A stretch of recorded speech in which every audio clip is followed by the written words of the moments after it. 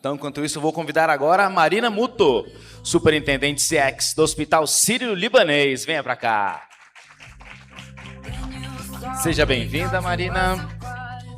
Convido para mediar esse papo Fabiano Schneider, diretor executivo de atendimento e performance, Banco Mercantil.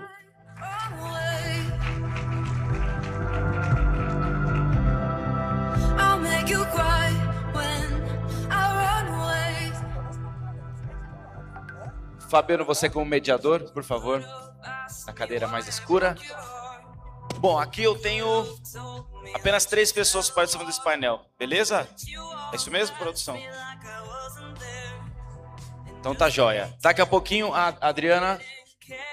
Daqui a pouquinho não, agora. A Adriana Galego já está aqui com a gente, seja bem-vinda.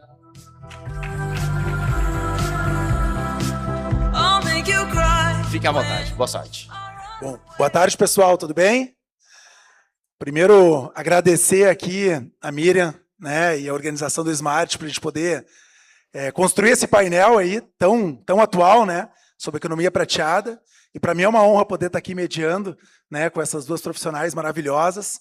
Mas antes da gente seguir aqui, se puderem se apresentar, a Marina e a Adri, para o pessoal, fiquem à vontade, depois a gente começa aqui. Boa tarde a todos e a todas. É um prazer muito grande estar aqui com vocês para a gente compartilhar um pouco das experiências, né, que a gente vive todos os dias. Meu nome é Marina Muto, sou superintendente de relacionamento corporativo e responsável para a Customer Experience do Hospital Sírio-Libanês.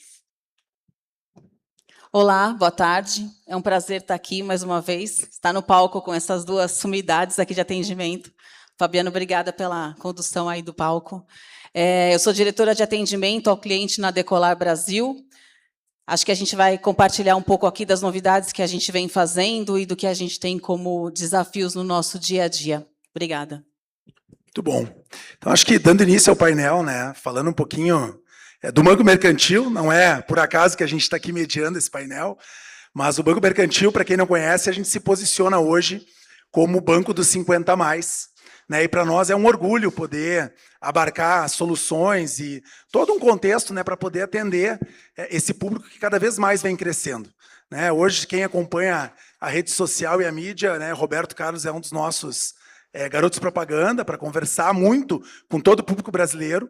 Mas quando a gente pensa, né, Marina e Adri, esse público é um público que vem crescendo muito. Né, ele já é uma realidade. Se a gente pensar no público 50 a mais, hoje ele já é mais de 50 milhões de brasileiros. Se a gente pensar daqui a mais ou menos 40 anos, a gente está falando que metade da população brasileira vai ter 50 anos ou mais. E é muito bacana de acompanhar essa evolução, porque ela traz grandes desafios. Né? Se a gente pensar, por exemplo, na nossa jornada interna, a gente tem dados muito interessantes, por exemplo, quando a gente pensa em digitalização. Se a gente pensar, por exemplo, num cliente que chegava até uma agência nossa em dezembro de 23, a cada 10 clientes, mais ou menos 4 clientes e meio saíam com o app instalado e mais ou menos metade desses clientes usavam o app pelo menos uma vez em 90 dias. Hoje, a gente tem quase 9 desses 10 clientes que saem com o app instalado e mais de 70% deles usa o app em 90 dias. E aí, quando a gente pensa sobre a digitalização, a gente diz assim, bom, então isso é o processo natural, né, Fabiano? Isso é a digitalização que está acontecendo e o público cada vez mais vem usando desse serviço. Mas nós percebemos também, quando a gente pensa em jornada do cliente, que uma coisa que faz muito diferença, e até essa semana eu estava, na segunda-feira, dando uma entrevista para um veículo de Minas Gerais, onde nós fomos questionados sobre a nossa estratégia física. Por que algumas instituições estão hoje fechando pontos físicos e o mercantil vem abrindo? Porque, acompanhando o comportamento do cliente, a gente percebeu que ter um ponto físico faz muita diferença para trazer confiança para que ele possa se aventurar na jornada digital. Então, esse é um dos dados, por exemplo, que mostra o quanto esse público tem um desafio importante da gente entender como é que ele se comporta. E eu nem vou entrar aqui no mérito, né, da mudança de comportamento na qualidade de vida, né, de um cliente que, no passado, talvez ele estava lá na sua casa, né, quando ele passou já para o período de previdência e ele não queria mais nenhum tipo de incomodação, ou não queria nenhum tipo de movimento na vida. Hoje não, hoje ele quer ter contato social, hoje ele quer cuidar da saúde, hoje ele quer fazer curadoria daquilo que ele consome.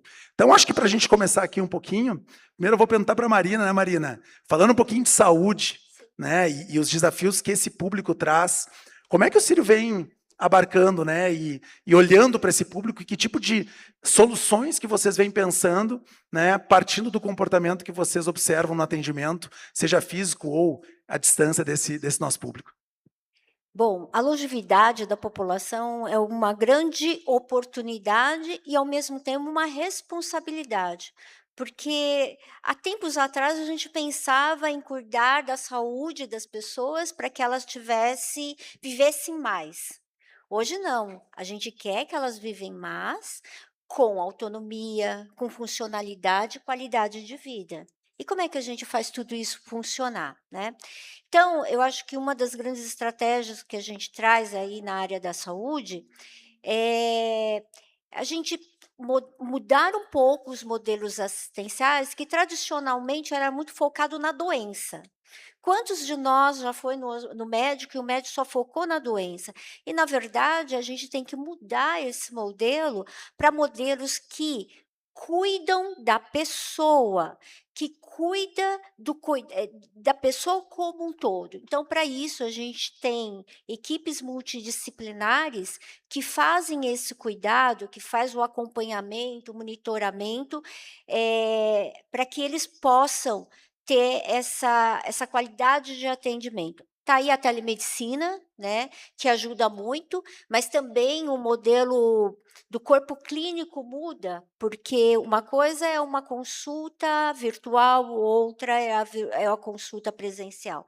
Então, todos esses parâmetros a gente vem trabalhando e tentando acertar. Por quê, Fabiano? Quem consome em viagem é o mesmo cliente que vem para a área da saúde, mas ele muda o comportamento. Uma coisa é comprar uma passagem aérea, outra coisa é você agendar um exame que você desconhece. Quando você tem pânico de uma agulha, quando você tem medo do cheiro do hospital. Então, eu acho que a gente tem visto que essa população sênior, ela mudou muito, que é nós no futuro, e ela vem se transformando, ela vem muito mais participativa, ela vem muito mais questionadora e tomadora de decisão da sua saúde. E elas opinam muito. Então, quando a gente vai lá na nossa pesquisa de satisfação, a gente vê quase que 40% de quem faz a pesquisa são pessoas com mais de 50 anos, né? A gente usa mais? A gente não sabe, mas eles querem uma melhoria, eles querem um cuidado mais integrado, um cuidado mais personalizado. Então, com isso, acho que um dos grandes desafios que a gente tem trazido ao longo dessas discussões é sobre tecnologia. Como é que a gente faz uma balança em que a tecnologia seja uma facilitadora, não uma barreira, para que ele consiga chegar no seu objetivo, que é o cuidado da sua saúde e do seu familiar. Muito bom. E acho que pegando um pouco desse gancho, né, Marina, no nosso alinhamento, nós falamos muito sobre a questão do empoderamento desse público, né? Talvez num passado até não tão distante, o público era um pouco mais resiliente, à medida que você trazia uma SLA, trazia um prazo, e hoje a gente percebe um comportamento diferente. Eu falo um pouco por nós lá, em que a gente percebe através do indicador de derivação, ou mesmo daquele cliente que não passou pelo canal primário, ele indo a outras instâncias de forma um pouco mais rápida do que no passado. Vocês duas, tanto você quanto a Adri, vocês percebem esse comportamento em questão envolvendo o empoderamento e essa menor resiliência quando a gente está trabalhando a questão de prazo? Sem dúvida. Acho que esse povo é muito mais antenado do que era antes. E a gente vê eles muito questionadores com tudo que acontece, né? Então, enquanto talvez pessoas de idades mais novas entendem os SLAs e até se convencem que, ok, tudo bem esperar, esse público não. Ele, de fato, vai lá, exige, acompanha, e é o que a gente precisa. Alguém que empurre né, verdadeiramente os negócios e a forma com que a gente conduz a tratativa dos nossos clientes, dando as devidas importâncias a todos. E eles buscam isso e nos trazem muitos feedbacks também que fazem com que a gente ajuste a jornada. Na Decolar, a gente tem feito muitas ações relacionadas ao público 50, 60 mais, e acho que, sem dúvida nenhuma, é a tendência aí de todos os mercados, de todas as áreas. Muito bom. Aproveitando, então, falando um pouquinho sobre essa questão das viagens, né? A gente fala muito que cada vez mais a gente vem se cuidando. A Miriam abriu aqui o Smart falando sobre musculatura, sobre rede de relacionamento, mas falando sobre a questão da longevidade, né? Esse público ele vem se cuidando cada vez mais, né? Todos vêm se cuidando cada vez mais, mas com o intuito diferente, talvez, como eu falei no início do passado, de eu poder curtir esse período da vida mais tranquilo, dentro de casa. Não, eu quero me conectar com a sociedade, eu quero poder viajar, eu quero poder estar próximo das pessoas, né, seja da minha família, né, sejam daqueles meus amigos. Que desafios vem trazendo isso para vocês, Adriana? Que tipo de ações vocês vêm trabalhando dentro da Decolar para conseguir trazer, talvez, soluções direcionadas ou customizadas para esse público, né, nessa faixa etária e nesse momento de vida? Boa. Bom, a Decolar é a maior travel tech da América Latina, ou seja, a gente iniciou a nossa atuação de forma digital, fomos a primeira empresa a ter um aplicativo de viagens, enfim, então nós somos muito pioneiros em várias ações relacionadas ao digital. E de 2 anos e meio para cá, a Decolar tomou a decisão de abrir lojas físicas. E a decisão foi também muito respaldada pelos públicos que vinham nos buscar. Então, como eu tenho a total confiança para que os clientes de 50, 60 a mais façam compra de uma viagem, enfim, para a Europa, um valor alto, que tenha voo, que tenha hotéis envolvidos, e que é uma empresa que não tenha uma agência física, que ele não possa ir lá e conversar com o vendedor daquela agência. Então, a Decolar, uma das ações que foram feitas relacionadas a esse movimento que a gente vê no mercado, foram abrir as lojas físicas. Hoje nós temos 20 lojas abertas no Brasil. 18 delas são concentradas na região sudeste, as outras 2 estão no nordeste. Ainda não temos expectativa de abrir outras lojas, mas já é uma forma de se conectar muito mais com esse público que, óbvio, eles fazem a gestão e trabalham também muito facilmente, né, com a parte digital, mas ainda assim a gente tem a oportunidade com que ele vá até uma loja, converse com um atendente, e a gente brinca que algumas vezes ele já comprou a viagem, mas ele volta lá na loja para bater um papo com o atendente, tirar as dúvidas, e acaba sendo uma distração para ele no dia a dia. Então, tem muito mais o que fazer para esse público, acho que a gente vai descobrindo no decorrer do nosso trabalho, mas a abertura das lojas físicas na Decolar já foi acho que um grande boom relacionado a esse tema. Legal, muito bom. E a gente percebe, né, que esse público, e nós temos esse exemplo dentro do mercantil, né? Eu sempre falo, quando nós fazemos o onboard dos novos colaboradores da rede, eu participo por um momento em que muitas vezes ele está lá em uma determinada localidade, ele vai perder o sobrenome, né? Que eu vou deixar de ser o Fabiano Schneider e vou passar a ser o Fabiano do mercantil, né? E esse público dá muito valor a esse contato pessoal, em que ele acaba gerando vínculo de confiança. Muito bacana. Acho que, olhando agora um pouco por outra ótica, né, uma coisa que se discute muito em relação à longevidade é que a gente hoje tem um sistema de previdência que os indicadores, né, nos mostram que talvez ele não tenha a longevidade que ele precisa para suportar aquilo que a sociedade vai trazer para ele. E isso traz um desafio não só para o governo, mas também para as empresas, né? De que forma que a gente vai trabalhar essa questão da longevidade, entendendo que, para eu poder manter, né, um serviço de qualidade na saúde, para eu poder viajar, talvez eu preciso manter a minha idade produtiva, o meu tempo produtivo mais longo do que só o tempo necessário, né, da Previdência. E eu vou dar alguns exemplos nossos, assim, né? Nós lá, sendo o Banco dos 50 mais, nós começamos um trabalho muito forte. Por exemplo, hoje nós temos uma equipe na central, né, e eu já falei isso aqui em outro momento, de quase 40 profissionais, que são profissionais 50 mais. né? São profissionais que retornaram de uma pensão, de uma aposentadoria, pessoas que talvez tinham aquela dúvida se elas iam conseguir operar um computador com tantos sistemas, porque a nossa vida ainda não é diferente de uma empresa de 80 anos, então ainda não é um CRM único, né? E nós percebemos que fazendo um treinamento adequado, junto com o nosso parceiro, né, fazendo um onboard, né, toda a parte de apadrinhamento na chegada, controlando a lógica de liberação de informações para que ele vá agregando dados ao longo dos primeiros meses de atendimento, a gente consegue, inclusive, ter indicadores melhores do que com profissionais mais jovens, porque a empatia é muito alta, ele já passou por isso, então ele consegue se colocar no lugar do outro. E fora outras iniciativas que nós temos, por exemplo, o estágio 50+, que nós chamamos nas nossas agências. Então, o nosso desafio é ter um profissional por agência, para que ele, quem sabe, possa fazer a primeira recepção deste cliente 50+, para gerar empatia. Então, hoje a gente cada vez mais vem avançando e buscando iniciativas para, de alguma forma, conseguir trabalhar, né, como instituição, esse ponto da longevidade atrelada à renda do cliente. Hoje, como, né, o Círio, né, a Decolar, vem pensando essa questão no seu quadro, né? E só para apimentar nessa pergunta, como é que vocês trabalham, além dessa questão de manter esses profissionais mais tempo no quadro, né, dando condições para poder se desenvolver e exercer bem a sua função, o choque de gerações? Porque às vezes você tem um profissional chegando de primeiro emprego, recém-formado, né, com 20 e poucos anos, e um profissional que já tem mais tempo de estrada, que tem o seu jeito de fazer as coisas, que para nós lá também é um desafio, porque a gente tem o estágio 50+, e tem o estágio, né, do menor aprendiz, por exemplo.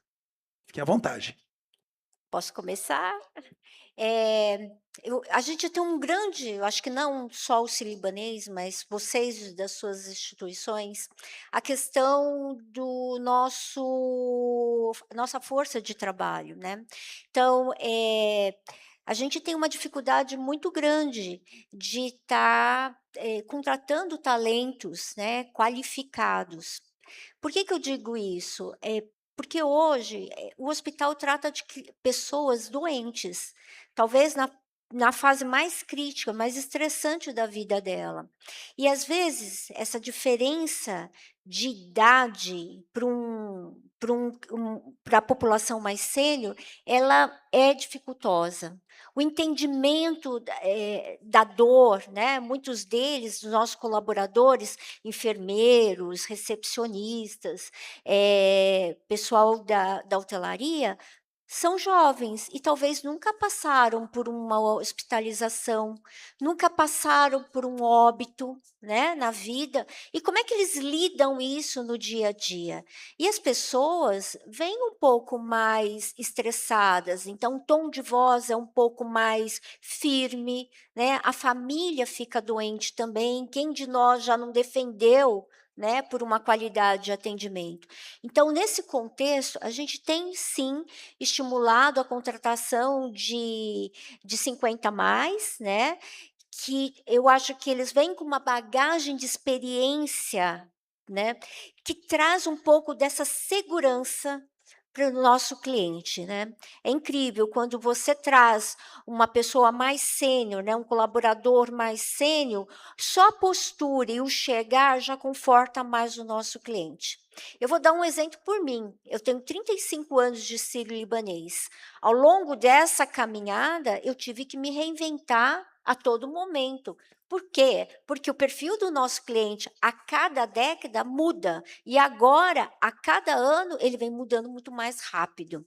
Então, isso faz com que a gente tenha que pensar melhor como a gente vai cuidar dos nossos colaboradores, cuidar de quem cuida, né? Perfeito. É uma provocação bem interessante, né, Fabiana? Acho que quando a gente olha dentro da Decolar, nós temos um processo de atendimento bem longo, né? Pessoas que talvez estejam aqui, que já tenham trabalhado com a gente, ou que estejam iniciando a trabalhar com a gente, vê o quanto o nosso momento de treinamento ele é extenso, né? São várias telas, vários sistemas das companhias aéreas, principalmente. E uma das dificuldades que a gente tem dentro da operação é um atendente, na maioria das vezes, quando ele é muito mais novo, ele não conhece, ele não sabe o que é entrar num avião, ele não sabe o que é o estresse de um aeroporto, ele não viveu, é um pouco diferente, né, do que a gente vê na saúde. É a mesma experiência. Ele não viveu aquilo que ele está atendendo. Então, acho que a sua provocação aqui é super válida e eu vou levar para dentro de casa. Por que não conduzir um projeto focado em 50+ no atendimento? E, sem dúvida nenhuma, eu acho que faz todo sentido. Nós ainda não estamos neste movimento, mas, sem dúvida nenhuma, eu acho que faz todo sentido. Porque você traz uma bagagem não só de vivência, mas de resiliência com certas situações e já ter vivido aquele lugar, aquela situação, que pode fazer com que deixe o cliente, certamente vai fazer com que o cliente seja mais bem atendido e que também tenha vários insights para dentro de casa que, talvez, no dia a dia, nós não consigamos acompanhar todos os insights que acontecem dentro do atendimento e que eu acho que esse público pode apoiar também. Só completando, a questão da resiliência está muito focada também, muito linkada com a saúde mental, né. Hoje é um tema de todas as empresas, como é que a gente pode cuidar do nosso colaborador em relação à saúde mental, porque a resiliência é pouca, né, e a bagagem de experiência de vida é muito pequena, né, do tamanho do mundo que a gente está vivendo, na imensidão de informações que a gente acessa e um ponto muito importante, na agilidade que os processos acontecem em determinadas áreas e talvez em outras áreas essa agilidade não aconteça dentro da expectativa do cliente. E sabe o que eu vejo? Só para completar ainda. Eu vejo também, Marina, que a gente tem do lado aqui as redes sociais que mostram o mundo perfeito o tempo todo, né? O cliente chegando, pegando o avião, sem nenhuma espera na fila, passagem dando certo, sem problema, ninguém fica doente. Então, a gente tem esse público mais jovem que vive muito, que está dentro das redes sociais, e de forma alguma eu estou questionando, ou não gosto, adoro, inclusive, mas sim, para as pessoas que são mais novas e que não têm a vivência que nós temos, eles acreditam, alguns deles, que a realidade é o que está na rede social. Então, como a gente lida isso com o nosso público que atende o nosso cliente? Então, é um desafio bem interessante. Eu acho que, além das explanações ricas que vocês trouxeram sobre o impacto no público externo, né, quando a gente pensa em empatia, eu acho que tem um outro indicador que nós percebemos também, quando a gente coloca próximo um profissional sênior que já viveu, né, que já passou por outras experiências, que tem essa resiliência, e eu tenho talvez uma turma de primeiro emprego chegando, que por formação, não estou falando que é bom nem ruim, só estou dizendo que é o momento de vida em que ela está se inserindo no mercado de trabalho, aquilo acaba virando uma referência. Nós percebemos, por exemplo, que esse grupo é um grupo que menos atrasa, é um grupo que é mais aderência à escala, é um grupo que quase não tem absenteísmo, é um grupo que, durante o coffee, né, e os intervalos, ele gera um ambiente positivo de valorização daquela experiência. Então, tem outros fatores também no clima que ele acaba conseguindo permear, né, os demais profissionais. Muito bom. Falando um pouquinho agora sobre... Essa não estava no nosso roteiro, tá? Já que estamos só nós três aqui, eu vou trazer mais uma, que a gente tem tempo aqui ainda. Mas, quando nós pensamos no público 50+, no nosso caso, no caso de qualquer instituição, a gente tem os 50, os 60, os 70, o 80+. Então, são gerações diferentes, né? Eu, daqui a 4 anos, sou 50+. Vou fazer 46 agora, então daqui a 4 anos eu tô no grupo dos 50+. Mas a grande questão é, quando a gente pensa na jornada, lá no banco nós temos uma frase que fala assim: a sua jornada nos inspira. E para a gente fazer jus a esse propósito, né, esse pilar de atuação, a gente precisa realmente olhar para a jornada do cliente. Hoje, da mesma forma que eu falei no início sobre digitalização, que nós tínhamos lá 4 clientes a cada 10 que baixavam o app, e hoje quase 9, nós temos um comportamento muito parecido na contratação digital, né? Antes nós tínhamos ali pouco mais de 1/3 dos clientes que operavam uma contratação, seja uma compra nova ou uma renovação de alguma compra no app, no ATM, né, ou no próprio WhatsApp, e hoje nós temos aí pouco mais de 80%. Então esse número mais do que dobrou nos últimos 24 meses, e que para nós é uma vitória porque a gente vem trabalhando essa jornada. Só que a gente teve que começar a entender, num dado momento, que talvez aquilo que funciona para o Fabiano, né, que é, num primeiro momento, ter 3, 4, 5 telas explicando toda a contratação, não funciona para a Marina, porque ela prefere uma informação mais reduzida e prefere depois receber as condições de contratação de forma detalhada, por exemplo, né? Deixando tudo muito claro para o cliente, mas a gente começou a perceber isso. E esse é o nosso desafio diário, né? Entender como cada público se comporta para que ele cada vez mais tenha segurança, haja vista, inclusive, a questão de fraudes, né, e golpes que a gente percebe crescendo no mercado, e a parte de instituição financeira acaba sendo mais agredida ainda por esse indicador. Mas, pensando um pouco na jornada de vocês lá, quais são hoje os principais desafios, né, ou o principal aprendizado que vocês tiveram aí no último ano, nos últimos 2 anos, olhando para esse público, ou olhando para a jornada digital como um todo, né, para que esse cliente tivesse mais aderência a tudo que vocês estão propondo lá? No hospital, a gente começou um processo de uma jornada digital ali no agendamento de exames, né. E, todo mundo sabe que é muito mais fácil você entrar numa plataforma ou entrar num bot e tentar fazer os seus exames. Mas a gente percebeu que quando a gente implantou, por exemplo, o WhatsApp ali na ponta, 10% daqueles que acessavam o call center finalizavam esse atendimento, né. E a gente foi procurar saber, mas o que que acontece? Ou a experiência não está boa, ou eles, em algum momento dessa jornada digital, não contemplou a necessidade deles, né. Quando a gente vai fazer a pesquisa ali com o cliente, principalmente os mais sênior, a gente percebeu que eles têm dúvida no meio do caminho. E essas plataformas, essas ferramentas, muitas vezes não respondem. Então eles precisam, de alguma forma, ter alguém que imediatamente assuma o comando daquele agendamento. Então, um dos desafios que a gente vem trabalhando agora a gente pode começar um atendimento digital e ter, a qualquer momento em que o cliente queira escolher, não quero mais continuar e agora eu quero falar com um atendente, rapidamente isso se converta. Então, essa forma híbrida para essa população e para as demais também, dependendo do segmento de serviço, ele me parece, e pelas pesquisas que a gente fez junto ao cliente, é uma boa estratégia para começar a uma evolução. Talvez mais 5, 6 anos, isso evolua de uma outra forma. Para os tempos de agora, talvez a questão híbrida, as ferramentas híbridas funcionem mais. Eu acho que isso é a grande mudança que todas as empresas acabam passando em algum momento e cada uma também tem o seu time diferente.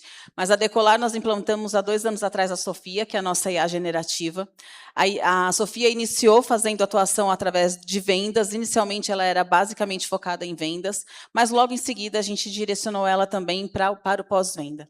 E o que se imaginava no início era que grandíssima parte do atendimento pós-venda iria ser atendido pela Sofia e finalizado na Sofia, que não teria necessidade de transferência para o humano. Hoje, a Sofia, mais o nosso Minhas Viagens, que é o nosso aplicativo, ele já atende 95% das necessidades de pós-venda, ou seja, só cai para a nossa operação 5% dos clientes que precisam efetivamente falar ou que querem falar efetivamente com o humano.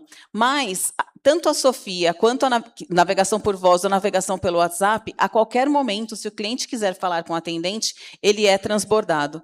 Só que isso não foi desenvolvido ou pensado no início da criação, né? Então, acho que isso que é o aprendizado constante do negócio, o quanto a inteligência artificial nos ajuda, mas que também tem que ser provocada a ser feita e trabalhada diferente. Então, é um dos movimentos que a Decolar vem conduzindo agora, que é, primeiro, eu vou abrir o atendimento humano.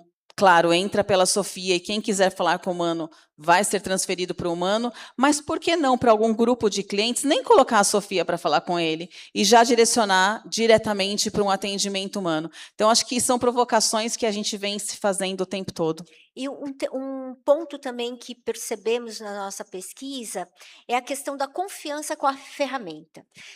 Quantas de nós já entramos em algum sistema, né? E a gente vai navegando, mas aquele sentimento de, mas será que isso vai dar certo? Né? Então, ainda a gente precisa aperfeiçoar essas ferramentas para que, desde o início, ela traga a segurança que, sim, isso vai dar certo no final da tua jornada. Muito bom. Sabe que esse tema da confiança, Marina, nós fizemos uma pesquisa recentemente com a BCG, e no topo da pirâmide, né, o fator decisivo para um cliente escolher a instituição ou produto é a confiança. Né? E aí, quando nós aprofundamos um pouco mais na parte qualitativa, o que nós recebemos de feedback é uma coisa que a gente já comentou também, que muitas vezes, nessa fase da vida, eu não tenho ninguém para me apoiar. Né? Eu sempre dou o exemplo da minha mãe, que está lá em Novo Hamburgo, Rio Grande do Sul. Provavelmente, se ela me ligar agora, eu não vou conseguir atender, eu vou retornar para ela. Mas se ela precisar de 20, 30 minutos para eu ensinar ela a mexer, eu não vou conseguir.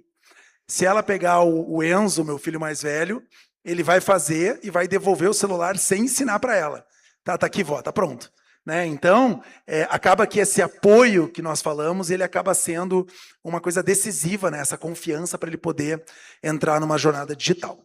Bom, antes de nós irmos aí para as perguntas finais, primeiro, agradecer vocês. Eu sou usuário dos serviços, tanto digital quanto físico, sei que funcionam, então de parabéns.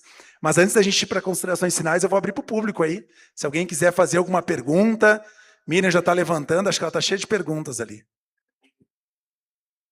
Eu não, nós vamos abrir só para uma pergunta, pode ser? Hã? Pode.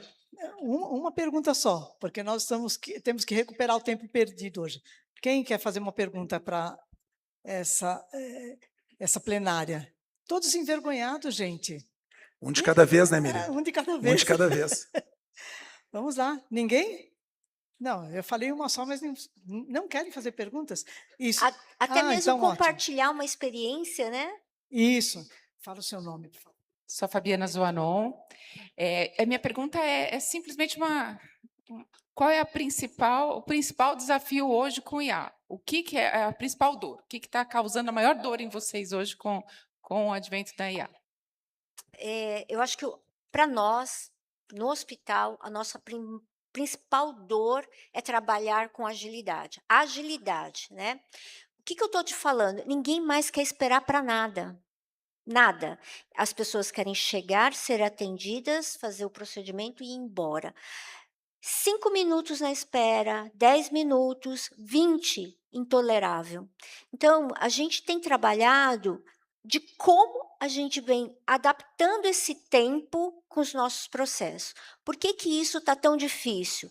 Porque, ao mesmo tempo que a gente tem trabalhado na sustentabilidade da saúde, as operadoras, fontes pagadoras, também estão fazendo isso. Então, elas também estão fazendo algumas regulamentações que fica como responsabilidade do prestador. Então, uma pessoa que chega e precisa usar um plano de saúde, o hospital precisa passar por vários processos para provar que aquele cliente é um cliente de um determinado governo.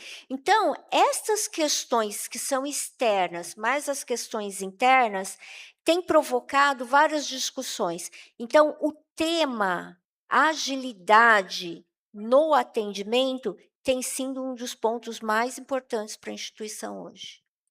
A gente nem combinou a pergunta e muito menos a resposta, mas é na mesma linha. Acho que, e aí vou dar um exemplo prático, hoje quando um cliente entra em contato com a Decolar e quer fazer um cancelamento, ele efetiva o cancelamento, enfim, tem um reembolso daquela viagem dele, tudo isso é feito de forma muito rápida e automática. Mas a efetivação do reembolso no cartão de crédito que ele pagou, eu dependo do processo da operadora, que pode demorar até 2, 3 faturas. E assim, o sentimento do cliente, poxa, fui tão atendido, eu consegui ter a minha solicitação entendida, ouvida, mas não foi solucionada. Só que muitas das vezes a solução final não está só naquela inteligência artificial, naquele processo que está desenhado, ou nem dentro das empresas que estão conduzindo aquele processo. Então, acho que está na mão de todos nós aqui, responsáveis por customer, né, por relacionamento com o cliente, pensar em quanto a gente consegue utilizar a inteligência artificial não só para atender os nossos clientes, mas também seguir com o processo com os nossos parceiros. Olha, excelente, mas eu quero fazer um comentário. O Fabiano é a maior testemunha de com quanto carinho nós desenvolvemos este painel, né? Com a ajuda dele, porque nós entendemos, né, Fabiano, e acho que a maioria aqui também, sobre o quanto é importante oferecer uma experiência positiva para este público que vem crescendo a cada ano, o Mercantil vem liderando isso. E ontem, curiosamente ou não, eu me deparei com um programa na TV Cultura falando sobre Blue Zone. E eu estava muito assoberbada de trabalho, e mesmo assim parei, assisti o programa na íntegra. E no Brasil, nós temos uma cidade chamada Veranópolis, lá no Rio Grande do Sul, que oferece essa condição para as pessoas com mais de 60, 70, e tem muitos moradores em Veranópolis com mais de 100 anos, gente, com uma atividade muito ativa, seja na sua horta, seja na sua casa, seja vendendo produtos ainda da agricultura. É incrível ver o depoimento deles. Então, isso é um exemplo que eu queria trazer aqui, porque não resisti, de como no Brasil também já vem se desenvolvendo muito a esse respeito. Agradeço a você, Fabiano, por ter colaborado tanto como nosso conselheiro, como mediador desse painel. Muito obrigada, Marina, por tudo que trouxe, a Adriana também. E eu acho que a gente tem que trabalhar fortemente para esse público. Eu já estou na economia prateada, faço parte. Digo sempre que um público jovem como esse, eu sempre sou mais velha, já estou muito habituada com isso e aprendo muito com todos vocês, e com vocês também. Muito obrigado. Uma salva de palmas para eles. Obrigado, Miriam. Obrigada, gente.